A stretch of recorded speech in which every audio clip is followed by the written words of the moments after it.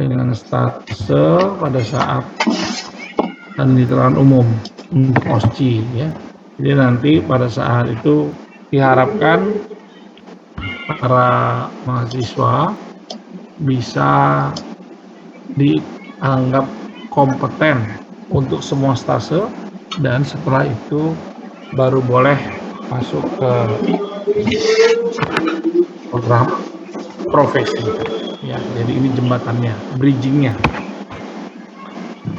Saya kira banyak prosedur kegiatan atau prosedur perasap. Kalau pemasangan NGT ini kalau di Australia, menurut informasi alumni kita yang bekerja di sana, itu harus dipasang dokter. Infus juga harus dipasang dokter. Makanya dokter-dokter di sana itu senang dengan perawat-perawat kita, karena di tempat kita itu perawat-perawatnya terampil. Apalagi zaman masih tahun 80-an, tahun 70-an itu perawat bisa menyuntik, bisa pasang infus, bisa pasang NGT, bahkan menolong persalinan. Tuh. Kalau dosen-dosen kita yang ada di Poltekkes itu yang paling sering menolong persalinan itu Pak Rasmun, anaknya. Cuman yang terakhir yang sesar, yang lainnya beliau semua yang nolong persalinan. Jadi seperti itu ya, saking ininya. Seperti saya dulu ya nyunat, ya nyabut gigi pasien ya, untuk blok anestesi, disiplin mandibula segala macam, itu diajarin waktu sekolah perawat ya. Nah, jadi kebetulan kalau ini memang dasar ya, pasang infus dasar, melakukan pemeriksaan rekaman jantung, pasang kateter ya, kemudian nanti melakukan assessment ya, untuk initial assessment dan lain-lain, itu saya kira dijadikan prasyarat untuk masuk ke stase profesi. Baik, apa itu sebenarnya yang dimaksud dengan NGT? Itu kan merupakan singkatan ya, nasogastric tube. Jadi ada tube ya yang dimasukkan lewat hidung ke gaster ya, yaitu prosedur pemasangan selang atau apa namanya NGT itu tube yang benar ya, melakukan pemasangan selang atau tube dari rongga hidung ke dalam lambung. Nah, ini indikasinya kalau pasien itu tidak sadar, dianggap pemberian asupan lewat infus itu dianggap kurang, maka dilakukanlah NGT ini untuk memberikan asupan. Jadi kawan-kawan sekalian, ada beberapa pasien yang tidak sadar dalam waktu yang lama ya, maka asupannya lewat NGT ini, dan akhirnya dia secara faali sadar kembali ya. Dulu di ICU di Samarinda di Wahab Sarani itu pernah ya sampai sepsis ya, gara-gara main voli, kemudian dia mengalami cedera, terjadi sepsis. Itu berkat kesabaran akhirnya dia bangun dan sampai hari ini masih hidup dan sehat ya. Jadi pada saat dia tidak sadar itu dipasanglah NGT untuk memberikan asupan nutrisi. Mungkin pasien kesulitan menelan ya, misalnya ada radang atau apa yang tidak mungkin dia lewat mulut, nah maka bisa lewat hidung didorong masuk ke esofagus ya. Yang jelas untuk anatomi kawan-kawan tidak boleh lupa ya. Kadang-kadang ada yang saya tanya, apa beda esofagus dan trakea? Kalau untuk saluran pencernaan itu esofagus, jadi tabung ke bawah. Kalau untuk pernapasan ya trakea ya, batang tenggorok atau tenggorokan. Batang tenggorok itu cabangnya namanya bronchus. Baik. Kemudian pasien yang keracunan, nah, pada kasus-kasus pasien keracunan akan bahan-bahan tertentu seperti intoksikasi racun serangga ya, atau makanan, minuman tertentu ya, itu bisa dilakukan pemasangan untuk proses pengeluaran ya. Kemudian pasien yang muntah darah ya, mungkin kawan-kawan tahu kalau muntah darah itu beda dengan batuk darah. Kalau batuk darah itu biasanya dari wilayah bronchus, ya, kemudian ke trakea, lalu keluar darahnya merah. Ya. Sedangkan untuk yang muntah darah itu biasanya campuran antara darah verum dengan klor HCl, makanya membentuk sebuah senyawa veriklorida berwarna coklat hitam-hitaman. Nah itu biasanya di drainase, disedot, ya dikeluarkan. Kemudian pasien pra atau post op, ya, untuk esofagus atau operasi mulut. Ya, jadi kalau misalnya operasi esofagus, ya, atau kerongkongan itu biasanya dipasang NGT, ya, dalam rangka memberikan asupan nutrisi. Ya, jadi biarkan dia dibedah, tapi jangan biarkan dia kekurangan nutrisi. Karena nutrisi itu, terutama protein, itu dalam rangka memperbaiki proses healing, ya, atau proses penyembuhan sel. Baik, nah tujuannya apa? Saya kira yang lebih penting itu makanan yang sifatnya cair, ya. Kalau kita makan biasa, itu nanti bolus sampai masel baru diserap. Tapi karena dia langsung masuk ke dalam lambung, ya tentu yang cair. Ya. Nah, obat-obatan juga yang cair. Karena obat-obat padat digerus, jadi kayak powder gitu, kayak puyer gitu. Kemudian diaduk, homogen, mendekati, ya. Kadang-kadang masih suspensi, itu juga sudah bisa diberikan dengan harapan bisa nanti diolah di lambung, ya, dengan cara peristaltik lambung, kemudian nanti didorong ke usus 12 jari dan akhirnya diserap di usus halus. Tujuan lain mengeluarkan cairan seperti tadi, kalau ada perdarahan atau apa, dan juga gas, ya, misalnya mengeluarkan darah pada pasien yang mengalami muntah darah atau perdarahan pada lambung. Gas juga kadang-kadang orang jadi kayak kembung gitu. Nah itu juga dipasang NGT, itu juga bisa mengurangi kembung, ya. Ada dianggap gas itu mengganggu, ya. Kemudian mengirigasi karena perdarahan seperti yang saya ceritakan tadi, kalau ada perdarahan diirigasi lalu dikeluarkan. Kemudian mencegah atau mengurangi muntah, ya, mengalir muntah, dan mengambil spesimen pada lambung. Misalnya patut diduga terdapat perdarahan yang masif, maka dengan dipasang NGT itu kita pastikan kita bisa menyedot karakteristik cairan yang ada di dalam, apakah sudah bentuknya hitam atau masih kecoklatan atau bentuknya sebenarnya kuning, ya, seperti asam lambung saja dengan cairan biasa. Nah, jadi itu melihat spesimen. Ya, mungkin kawan-kawan karena sudah pernah belajar anatomi, ya, di dalam lambung itu kan kadar asamnya tinggi sekali, ya. Ya, kadang-kadang yang keluar itu hanya warnanya kuning, ya, dari asam lambung. Dan itu sangat korosif, ya. Kalau sudah pernah keluar gitu, itu kayak terbakar aja tuh perasaan. Tapi karena dia pakai NGT, ya tentu tidak terlalu terasa. Nah, ini pasien-pasien yang menjadi indikasi yang perlu, ya, yang perlu pemasangan. Kalau tadi indikasi, ini yang perlu nih. Pasien yang perlu, ya, pemasangan NGT, pasien itu tidak sadar, ya. Jadi ini pasiennya tidak sadar. Bentar saya edit dulu.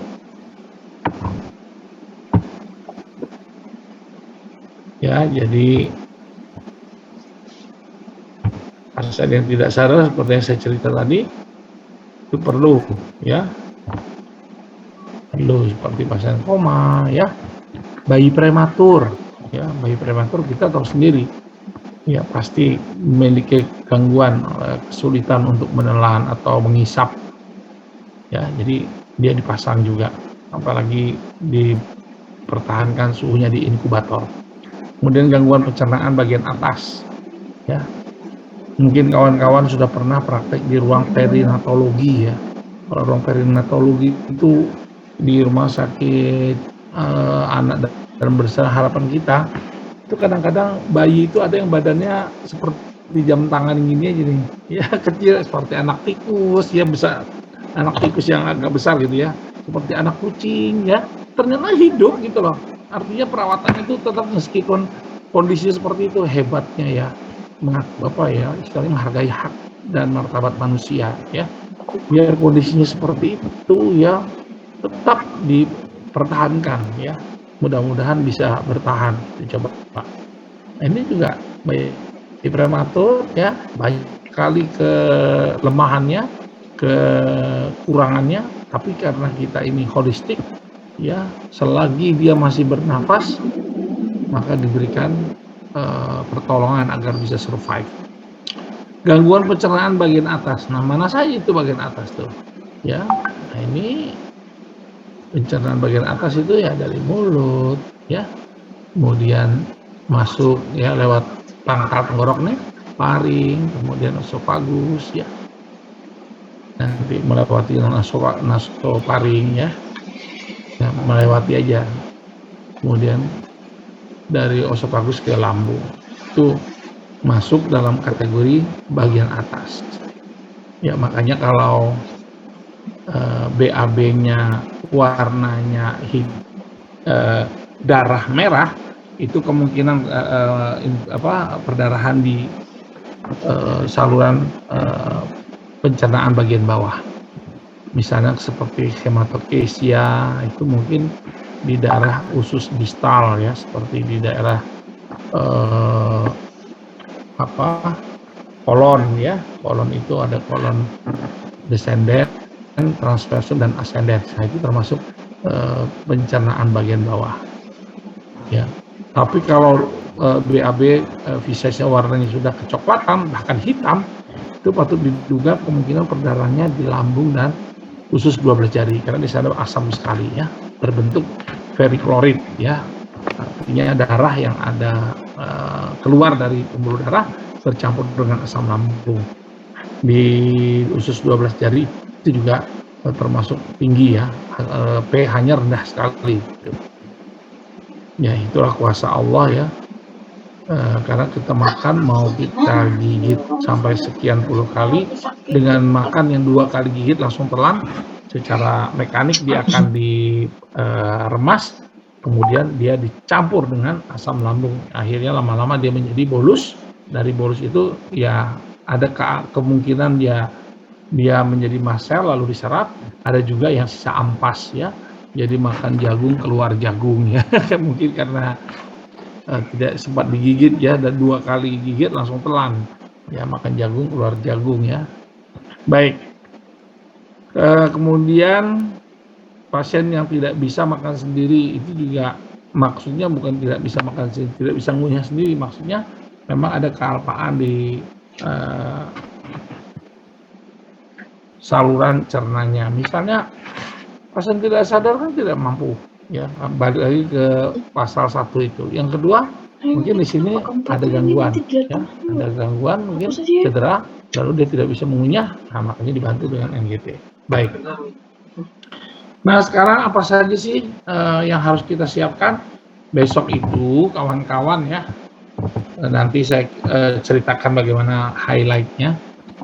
Jadi ada truli ya, bahkan di di tempat tidur itu kita fasilitasi dengan lampu sorot ya, ada scarem itu jangan lupa ya, nanti kalau misalnya pas lagi hujan teng, wah itu sudah tutup scarem, beritahu pasien atau beritahu pasien dulu, setelah beritahu baru siapkan alat, setelah siapkan alat tutup horden, nyalakan lampu sorot, baru turunkan pagar untuk rel tempat tidurnya supaya kerja kita tidak terganggu, pasang itu, pasang ini dan seterusnya. Nanti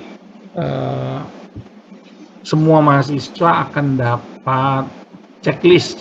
Sudah pernah dapat checklist belum dari akademik? Belum semuanya Pak dikasih, ada beberapa yang sudah dikasih. Oke. Yang dari Bontang? checklist SPO kan maksudnya Pak? Betul. Yang nanti Ya, bakal dipakai untuk ujian. yang baru materi yang dikasih aja Pak, belum semua Pak. Ya, yang KNG itu ada checklistnya, jadi nanti ikuti. Ya, kalau saya yang jaga, insya Allah aman. Ya, apalagi ini sudah kita berikan pengayaan dan mahasiswa juga mungkin sudah pernah baca dan bahkan mungkin sudah sering memberikan tindakan ini. Jadi yang penting jangan grogi ya, biasa aja ya. Kemarin juga pada kakak-kakak tingkatnya juga pada selesai ya, pada selesai dan hukumnya juga pada lulus ya. Artinya jangan stres. Ini belum apa sudah disclaimer, aduh saya kok bisa saya ujian aja belum sudah mengeluh ya. Padahal kemarin daftar jadi mahasiswa kan cita-citanya mau pinter ya. Jadi belum apa-apa sudah bercita-cita mau tidak lulus. Jangan disclaimer ya. Nah, nanti ada tuli. Nah, di situ tentu ada kom, kemudian ada bak ya, ada selang NGT-nya ya. Kemudian ada yang masih baru ya di tempatnya, di plastiknya masih baru.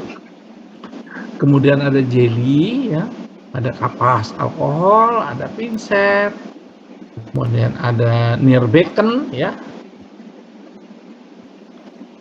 kemudian gunting, rem ya, kasa steril, tisu ya, kemudian ada speed yang 10 cc, sarung tangan, stetoskop ya, sepatu lidah, senter, handuk ya, kemudian segelas air putih, strip indikator pH kalau kita mau menggunakan untuk seperti kertas lakmus gitu ya.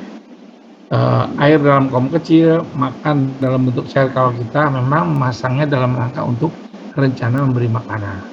Ya, tapi saya melihat lebih nyaman untuk menguji apakah sudah masuk ke lambung atau belum pakai udara saja, pakai stetoskop ya. Jadi pada saat sebab kalau kita masang pada pasien yang masih sadar itu kalau dia masuk ke saluran pernapasan aja sudah begini tuh, udah mukanya udah kelihatan pucat aja tuh, udah biru aja tuh. Tapi kalau pasiennya itu sadar, tidak ada reaksi seperti itu, biasanya kalaupun kita uji itu biasanya sudah masuk ke lambung ya. Jadi silakan nanti mana yang ingin dipakai, yang ingin ini kan soal arts ya, soal seni ya, soal seni. Baik. Kemudian bagaimana protokolnya ya? Kalau protokol itu prosesnya ya, tahap orientasi atau perkenalan ya. Kalau memberi salam dan menyapa pasien ya, itu sudah orientasi karena tidak mungkin ujuk-ujuk kita itu langsung masang. Ya, kecuali di IGD. Nah, kalau di IGD jangan lupa ya. Saya insafkan ini ya teman-teman sekalian ya. Kalau di IGD ya, saya ingatkan nih supaya insaf ya. Mau yang pontang, mau yang reguler. Begitu ada pasien datang ke IGD, berhadapan dulu dengan tim triase ya. Selamat malam Bapak, saya nurse muda Cantika. Gitu dong. Selamat datang di gawat darurat Rumah Sakit Wahab Saroni Samarinda. Ya, ini enggak ada Pak. Seperti orang panik gitu, biasa aja. Ya. Jadi terkesan bahwa datang menerima pasien itu seperti ketakutan gitu, biasa aja. Ya, orang datang itu juga berharap ditolong, yang nolongnya panik itu gimana coba? Ya, saking paniknya tuh kadang-kadang ngomongnya nggak teratur dan akhirnya terkesan kaku dan tidak ramah, biasa aja. Nah, selamat malam Bapak, saya nurse muda Cantika Lasmi. Selamat datang di, nah gitu. Baru nama Bapak siapa? Nah, terus sambil sehingga pasien itu benar-benar, misalnya kalau di IGD ya, kalau di IGD ya, pasiennya nggak bisa ngomong karena mungkin mulutnya ada masalah. Nah, yang membawa dia siapa? Nah, itu nanti dia yang akan memberikan jawaban-jawaban. Nah, tapi kalau pasien itu tidak sadar, misalnya habis ya intoksikasi racun serangga, habis diputus pacar mungkin ya, tiba-tiba yang nganter dia tadi kurang lebih 1 jam yang lalu dia minum racun serangga ini. Nah, lalu dia begini Kak kondisinya, tidak bisa diajak ngomong. Nah, kita udah tahu nih kalau sudah intoksikasi ini kira-kira apa proses selanjutnya. Oh, antidotumnya apa, lalu bagaimana cara mendrainase supaya racun itu sebagian juga bisa kita keluarkan segera, karena sebagian pasti sudah terserap, makanya kesadarannya terganggu kan. Jadi jangan panik ya, kita sapa pasien. Nah, kita ucapkan salam dulu, panggil pasien dengan namanya serta memperkenalkan diri. Nanti kalau ke boneka biasanya kalau ujian tuh hari ini yang datang saya beri nama pasien itu Mary ya, besok berubah lagi jadi Esther ya, yang lusa saya nggak mungkin saya kasih Marpuah atau Aminah, wong pasiennya itu perempuan bule. Saya kasih nama Mary. Mungkin temannya kasih tahu, nama pasiennya Mary. Begitu datang, siapa Pak pasiennya? Saya ganti lagi namanya menjadi Esther ya, karena dia bule ya. Jadi pasiennya bule itu di lab kita itu ya. Saya salut ya, ada beberapa alumni yang juga sudah lulus UKOM ya. Dia betul-betul perawat yang menurut saya perawat ideal. Bagaimana cara memperkenalkan dirinya, bagaimana dia memberitahu manfaat memasang ini untuk apa dan lain-lain, bagus sekali ya. Tapi ada juga yang berat, akhirnya kita tuntun ya, sampai ada penguji stase sebelah itu kok dituntun terus. Saya bilang kalau dia jalan sendiri nggak bisa dituntun juga udah bagus. Jadi dituntun aja, apalagi udah lupa ingatkan, baru dikasih jembatan keledai ya, lulus juga akhirnya hukumnya ya. Jadi saya minta teman-teman nggak usah grogi ya, nggak usah grogi, nggak usah panik ya, biasa aja menerangkan prosedur ya, seperti apa itu kita jelaskan ya, itu sekaligus inform consent.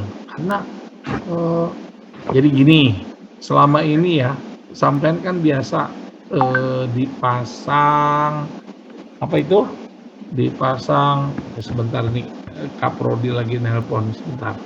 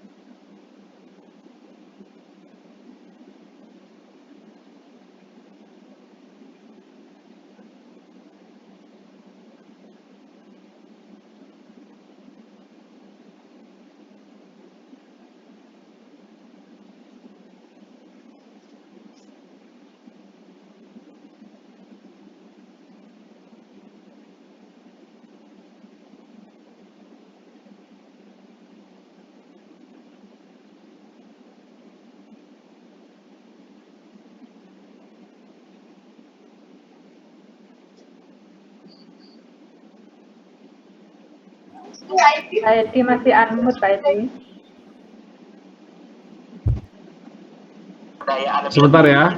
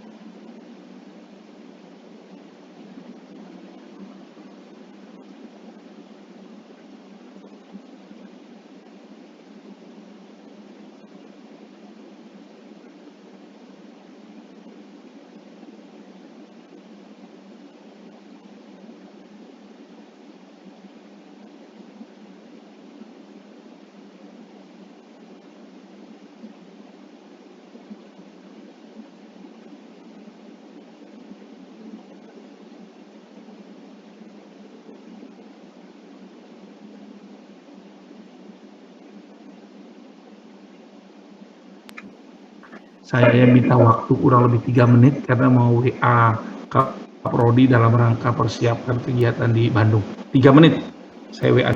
Baik, Baik, Pak. Pak.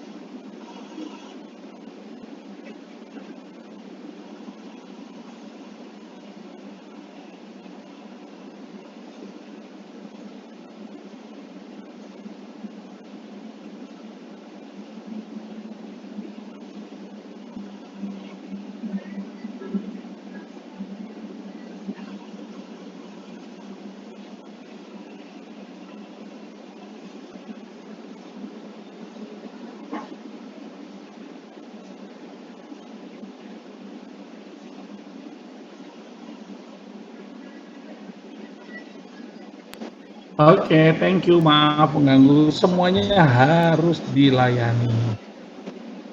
Baik, sampai di mana saya cerita tadi ya? Jangan panik, Pak. Oke, jangan panik. Ya, jangan panik. Kalau panik juga nanti kita juga kadang-kadang ini pasiennya mesti fleksi atau ekstensi nih. Wah, gara-gara panik jadi pasiennya diekstensikan, akhirnya masuk ke trakea. Baik. Setelah kita trust building, kemudian kita jelaskan untuk apa dipasang kalau pasiennya memang sadar ya, kan harus cepat itu. Nah, kemudian atur posisi pasien lying ya, terlentang dengan kepala ditinggikan, pakai 1-2 bantal sehingga mempermudah pada saat memasang NGT. Ingat, bantal ditinggikan bukan berarti ekstensi ya, nanti ada gambarnya kita lihat. Petugas menggunakan sarung tangan, ya biasalah, standar, aman diri, ya kan, aman lingkungan. Tapi biasanya, mohon maaf ini soal apa ya? Kemarin pada saat Pak Jokowi di istana divaksin, itu dokter yang menyuntik itu pakai handscoon. Perdana Menteri Singapura itu disuntik oleh perawatnya tanpa handscoon karena dia mungkin sudah diberikan disinfeksi, sudah diberi disinfektan ya, proses disinfeksinya sudah. Nah ini kan soal apa ya, kalau seperti itu berarti ini soal selera ya, soal selera. Waktu saya siswa dulu SPK di IGD itu handscoon terbatas, kata kakak pegawai udah pakai alkohol saja, begitu. Jadi ini soal selera. Tapi dengan kondisi hari ini ya kita mesti aman diri, aman lingkungan.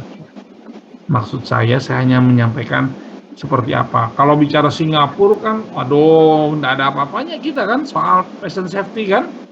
Tapi kenapa Perdana Menterinya disuntik oleh perawat tidak pakai handscoon? Tapi kenapa Presiden kita disuntik oleh dokter pakai handscoon? Nah itu soal cara pandang ya, soal cara pandang. Makanya kalau kita sudah cara pandangnya aman diri, aman lingkungan, pakai handscoon sehingga ini menjadi budaya. Jangan jadi, sehingga kadang-kadang kalau tidak jadi budaya jadi grogi, masangnya pun sudah lambat. Orang kalau sudah jadi serat. Nah, ini menurut informasi dari Pak Darman. Pak Darman itu direktur kita yang lalu, yang pertama. Beliau itu pada saat datang ke Kinabalu, dia di sana ada sekolah juga yang melaksanakan pendidikan keperawatan. Itu yang namanya latihan pasang handscoon itu ditaruh dalam waskom gitu. Jadi dia latihan datang ke lab tuh cuma itu dulu yang untuk pasang. Jadi ini aja. Jadi sampai matanya nggak lihat pun dia sudah jadi sudah kayak apa. Nah, ada istilah Allah bisa karena biasa. Nah, jadi itu maksud saya ya. Jadi seorang nurse itu kalau itu dijadikan budaya biasanya otomatis gitu ya. Jadi pasang handscoon itu biar udah nggak lihat lagi itu sudah seperti apa gitu lah ya. Itu kata Pak Dharma almarhumnya. Kemudian setelah pasang handscoon ya tentu dia sudah melakukan ya misalnya menutup horden, itu masa yang menutup horden juga pasang handscoonnya dia setelah. Jadi handscoon itu pada saat dia sudah mulai memegang alat-alat yang akan langsung ke pasien. Baik. Nah, ukur pacak panjang cup ya. Nah, yang akan digunakan dengan menggunakan metode tradisional dan Hansen. Ukur jarak dari puncak lubang hidung sini ya, kemudian ke daun telinga dan ke PX. Ya, jadi ada yang di sini daun telinga ya, sini ya. Nah ini ya, seret gitu ya. Baru ke bawah ke PX. Ada juga literatur dahi sini ya. Nah, ada dahi sini ke dahi. Jadi panjang itu bisa. Ada juga yang dari PX. Nah, kenapa kok dari PX? Kalau PX ini konstan posisinya, ya begitu naik orang yang besar ininya mungkin lebar, gitu ya. Nah, ini juga ada yang batuknya juga lebar. Jadi ada juga yang dari sini, sini. Nah, itu soal selera ya. Kemudian meter Hansen mula-mula ditandai 50 cm. Nah, ada juga diasumsikan dari sini ke sini itu 50 cm. Nah, ditandai ya, tandai. Kemudian lakukan pengukuran seperti tradisional. Setelah ditandai baru yang kayak tadi. Jadi antara yang sudah ditandai 50 cm biasanya plus minusnya berapa persen gitu ya. Mungkin 1 sampai 2 cm aja selisihnya. Nah, itu juga bisa. Ya, kalau sudah biasa itu biasanya nggak terlalu ini. Ya, kemudian selang yang akan dimasukkan antara 50 cm dengan tradisional. Jadi misalnya ini 50 cm, tradisionalnya di sini dia berada di tengah-tengah. Jadi ambil di tengah-tengah. Beri tanda pada panjang selang yang sudah diukur. Nah, dengan tester biasanya sudah seperti itu.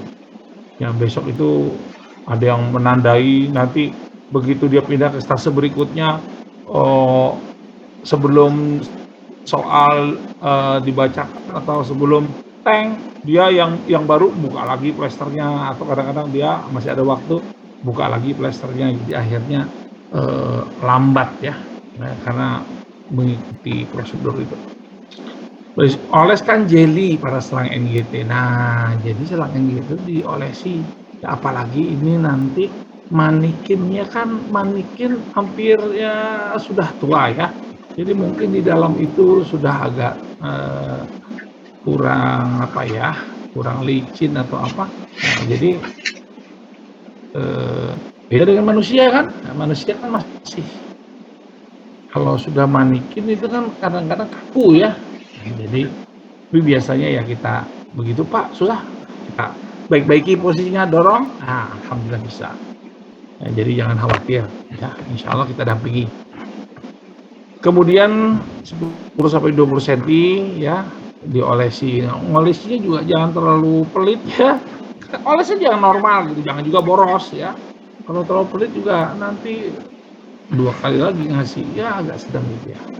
10-20 cm ya. Kan ada isu kita siapkan juga di sini. Informasikan kepada pelanggan atau klien bahwa selang akan dimasukkan melalui hidung dan diinstruksikan kepada pasien agar menelan perlahan. Nah, kalau dari cerita ini sampai di sini ya, itu seharusnya ya memang belum masuk ya, jadi belum kita dorong. Nah, pada saat itu jangan lupa ya, ini saya, nah kalau ini kan jika selang NGT sudah masuk, kan gitu. Ada satu prosedur yang harus kita ingat. Kita kan tadi difasilitasi oleh center ya, dicek dulu apakah ada tahanan atau tidak. Lalu kalau dia kotor dibersihkan dulu hidungnya, ya toh? Nah, dipastikan buntu atau tidak, gitu ya. Itu seperti itu. Kalau pasiennya sadar, ya dibersihkan dulu ya. Baru proses oleskan dan lain-lain tadi. Jangan udah kadung dioleskan baru diperiksa, akhirnya nanti seperti memandikan ya, bersihin dulu daerah genital baru ke muka. Hati-hati ya, mandiin pasien masa genital dulu baru ke muka ya. Mama bersih. Nah, kemudian jika selang itu sudah masuk, nah, periksa letak selang ya. Nah, pasang speed yang telah diisi udara kira-kira 10-20 ml udaranya ya. Nah, dorong sehingga udara masuk ke dalam lambung, kemudian pasang dengan stetoskop. Biasa gitu ya. Nah, itu dengar. Atau bisa juga ya masukkan ujung bagian luar selang ya ke dalam mangkok. Jadi dia akan ada kalau dia menggelembung-gelembung, ini bisa bahaya nih, bisa ke paru-paru nih. Tapi seperti yang saya cerita di awal tadi, kalau masuk ke paru-paru asal pasien itu sadar ya, itu udah nggak enak aja bawaannya ya, karena pasti mengganggu proses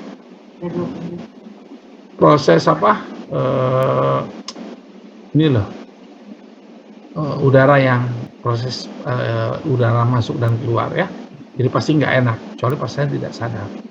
Jadi ini mesti waspada kita. Kalau saya sih lebih ke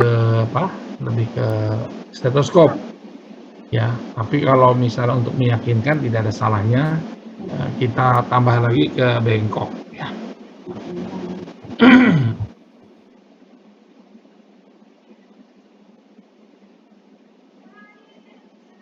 Ya, jadi seperti itu.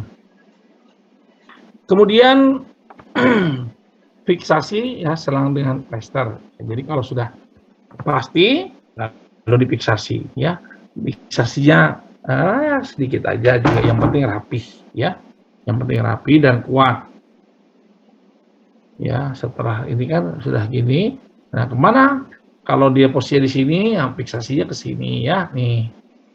Lalu nanti ke sini. Jadi supaya mudah. Jadi di mana yang dia, dan itu harus ada inform konsen ya. Ditanya, Bapak mau yang hidung kiri apa hidung kanan? Hidung pasien ya. Jadi ditanya dulu nih ya. Jadi jangan main dorong aja, tanya pasiennya. Kemudian tutup ujung luar NGT. Nah, kalau memang sudah ujung luar NGT, itu ditutup supaya udara tidak masuk dan cairan lambung tidak keluar, jadi kayak diklem gitu. Nah, nanti bisa kayak dilipat gitu, kemudian diikat karet atau diklem hingga atau dikasih tutup pakai spet, terus supaya bisa memastikan ya tidak ada yang masuk dan tidak ada yang keluar. Nah sekarang kalau kita bicara NGT untuk makan, ya misalnya ya, kalau makanan itu ingin dimasukkan bersifat cair ya, maka siapkan spet yang besar ya, supaya volumenya bisa banyak, gitu kan. Kemudian siapkan makanan cair seperti susu, jus yang sudah betul-betul cair ya. Nah, kemudian itu sudah disiapkan, pasang handuk di dada, seperti yang pertama tadi juga. Yang pertama tadi juga tidak ujuk-ujuk langsung ditindak ya. Setelah dipasang handuk segala macam, pastikan dulu bersih dan lain-lain ya. Jadi kita siapkan handuk segala macam di troli itu. Ya, jadi nanti jangan langsung menindak ya, harus kita pasang celemek. Di sini ada kita siapkan kayak kalau di tempat tidur tuh masih ingat ya, kayak perlak gitu ya, kayak perlak baru ditutup dengan handuk ya. Baik, kemudian masukkan ujung spet pada selang NGT. Jadi ujung spet itu dimasukkan NGT dan tetap jaga NGT supaya tidak kemasukan udara dengan mengklemnya. Masukkan makanan cair pada spet dan lepaskan klem. Posisi spet harus tetap di atas karena gravitasi ya, supaya makanan cairan bisa mengalir masuk ke lambung. Jangan mendorong makanan dengan spet karena bisa menambah tekanan lambung ya. Biarkan mau secara gravitasi saja. Makanan yang dimasukkan maksimal 200 cc. Jadi jika spetnya 50 cc maka 4 kali ya. Apabila akan memasukkan makanan ya, untuk yang kedua jangan lupa mencuci dulu spetnya. Jika sudah selesai, aliri selang ini dengan air supaya sisa makanan tidak mengendap di selang karena bisa mengundang bakteri. Nah, jadi kita kayak bilas lah, habis makan lupa sikat gigi, kalau enggak nanti giginya pada karies. Ya. Baik, nah ini untuk yang kontraindikasi ya. Perhatikan pada pasien yang memiliki tumor di rongga hidung atau esophagus, ini bahaya. Kenapa? Ya karena tujuan kita ingin menggunakan NGT ini memperbaiki kondisi pasien, tapi malah tambah memperburuk. Kenapa? Di hidungnya sudah ada tumor, ya kita ogrok-ogrok apa nggak luka, ya. Nah kalau sudah begitu kontraindikasi, makanya asupannya mungkin lewat infus, ya. Mungkin infusnya bisa 3 tuh. Ada yang di kaki, ada tangan kanan, tangan kiri gitu ya. Nah, jadi itu seni ya, seni. Pasien yang mengalami cedera cerebrospinal. Nah, ini juga kalau bisa apa ya? Cedera cerebrospinal ini bisa merangsang refleks apa istilahnya, refleks vagus atau refleks apa itu? Nah, itu juga kontraindikasi karena akan apa ya, akan menambah parah ya, menambah parah. Jadi dan jangan sampai tindakan kita itu malah kontraproduktif, bahkan kontraindikasi. Nah seperti itu. Nah ini sekilas cerita dalam gambar kita lihat. Nah coba perhatikan, pasiennya tidak ekstensi kan, memang bantalnya tinggi tapi pasiennya tidak ekstensi kan. Nah, ekstensi kan dongak, kan ya, dongak itu bisa ke trakea. Nah ini seperti ini.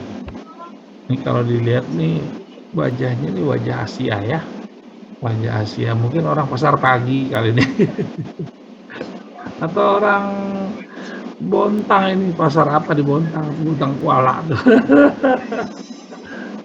Ya ini kalau kita lihat ya, kita close lebih dekat ya, kan itu sudah dikasih si jeli, ya. Nah, mari kita lihat masuk. Nah, di sini ada nih masuk sini. Nah, ini mesti waspada nih, jangan sampai salah nih. Ini ada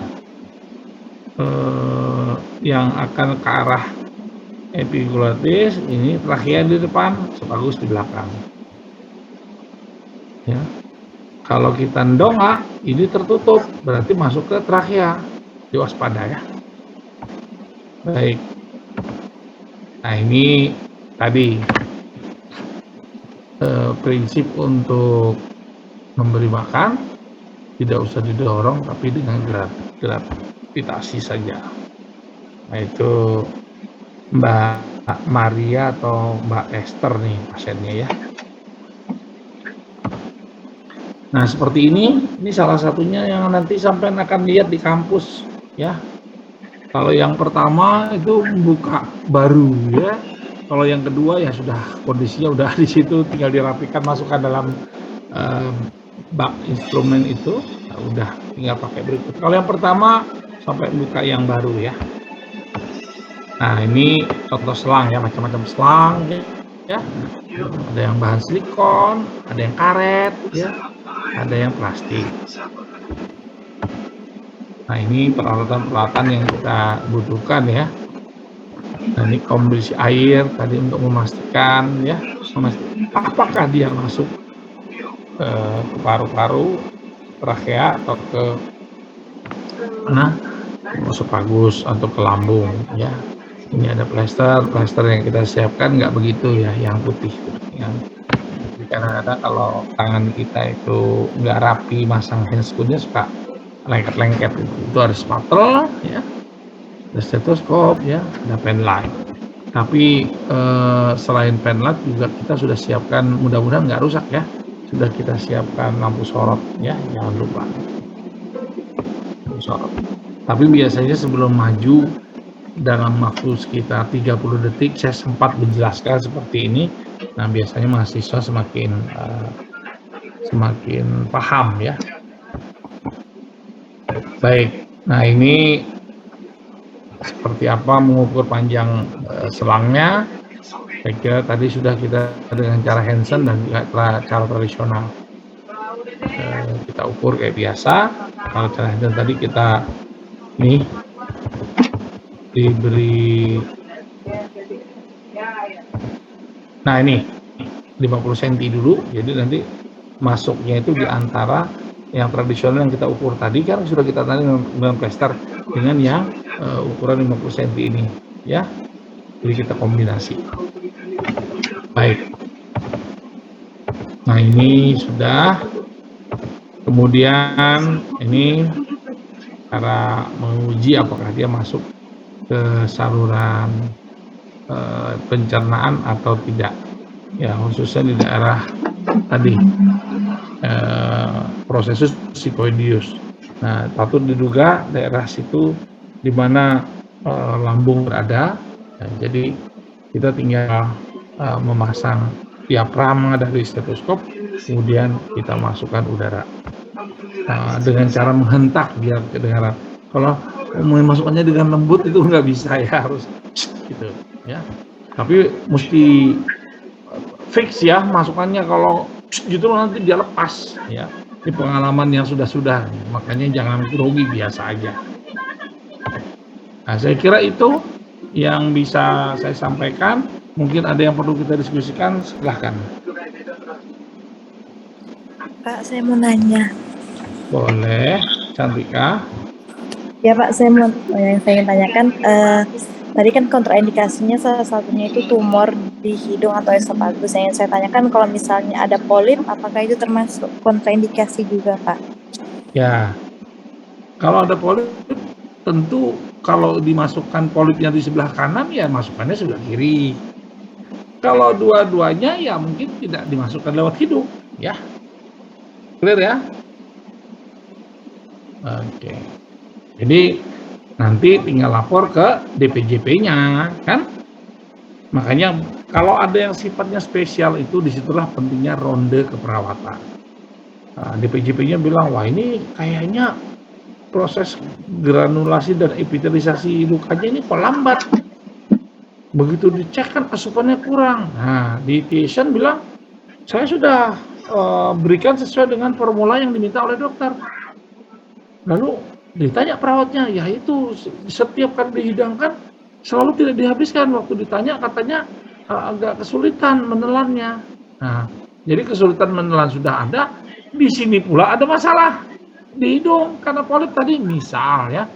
Nah, akhirnya termasuk banyak kasus ya Cantika, ini kasusmu ini, pertanyaanmu saya kembangkan.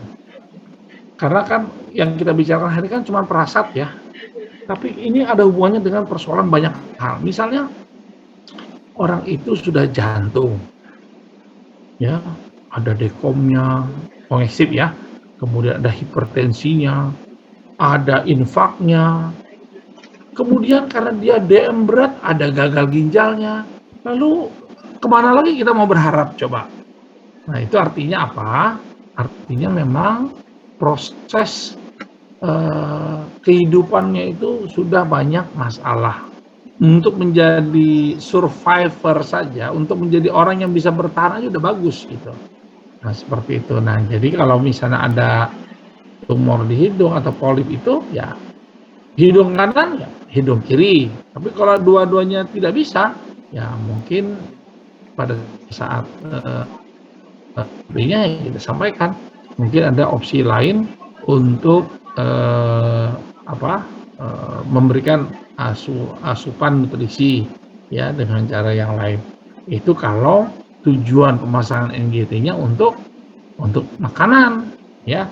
Tapi kalau untuk yang lain untuk yang lain ya mungkin bisa dengan cara yang lain juga ya, misalnya untuk memastikan ini apakah lambungnya ini ada masalah apa ya, mungkin kita bisa tidak lagi lewat hidung ya, mungkin lewat mulut ya, mungkin lewat mulut masukannya.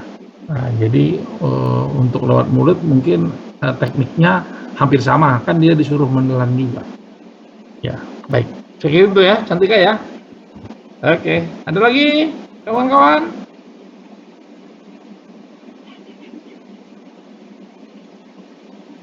Nurse Cantika sudah nanya. Yang mau nanya lagi dapat hadiah umroh ya.